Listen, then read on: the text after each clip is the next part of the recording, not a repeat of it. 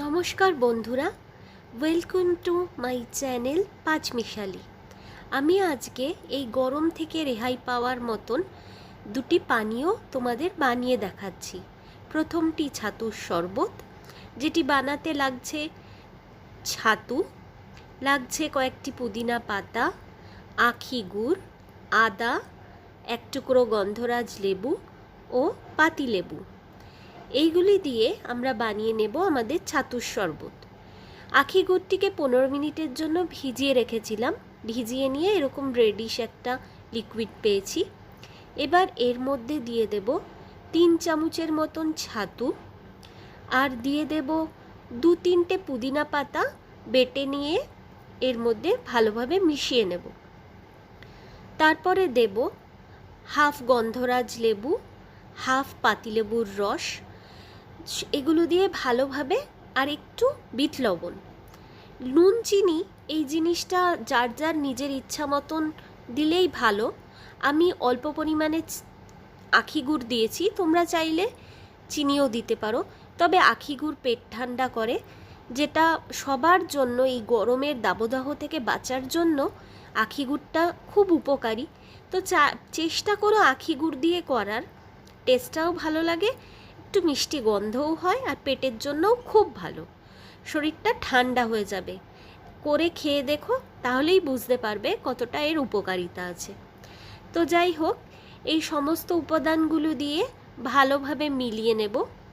তারপরে যেই আদাটি রেখেছিলাম, সেই আদার থেকে গ্রেটারে 2-3 বার জাস্ট গ্রেট করে নিলে যেইটুকুনি পরিমাণে আদা হয়, মানে বলতে গেলে 1 চিমটে আদার মতো, আদাটা গন্ধটা আর একটু বাড়িয়ে দেবে।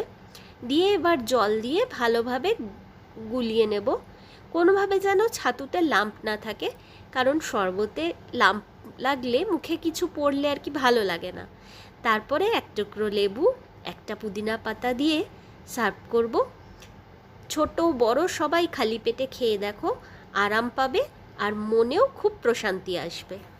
এবার বানাচ্ছি একটা ডিটক্স ওয়াটার কাম শরবত, যেটা বানাতে লাগছে গ্রেট করা গাজর, গ্রেট করা বিট, একটু আদা, 1 চিমটি মৌরি, 1 চিমটি জিরে, গন্ধরাজ লেবু ও পুদিনা পাতা।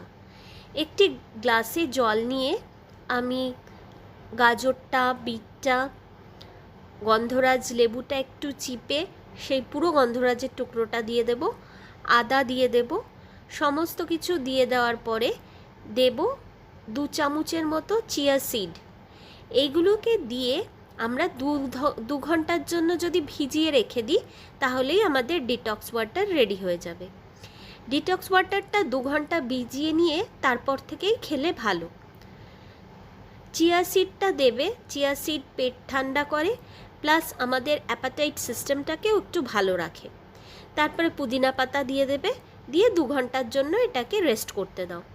জিরে আর মৌরিটা দিলে জিরে হজম করতে সাহায্য করে, মৌরি পেট ঠান্ডা করে, এটাও খুব উপকারী। গন্ধরাজ লেবুটা চিপে দেখো আমি এর মধ্যেই দিয়ে দিলাম। এইভাবে এটাকে 2 ঘন্টার জন্য রেস্ট করতে দাও, তাহলেই রেডি ডিটক্স ওয়াটার। এটাকে তোমরা 2 ঘন্টা পর থেকে খাবে, যতটা খাবে ততটা জলই আবার রিফিল করে রেখে দেবে।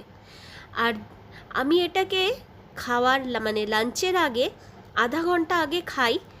আমি সমস্ত সবজিগুলো সমেতই খাই, তাহলে কি হয়, আমাদের খিদের পরিমাণটা একটু কমে যায়। আর এইটাকেই যদি তোমরা স্টেন করে নিয়ে একটা ছাঁকনির সাহায্যে ছেঁকে নিয়ে লেবুর রস, একটু চিনি, একটু বিট লবণ দিয়ে মিশিয়ে খাও, তাহলেই রেডি হয়ে যাবে একটা ঠান্ডা ঠান্ডা জুস, যেটা বাচ্চারা খেতে কিন্তু খুব ভালোবাসে।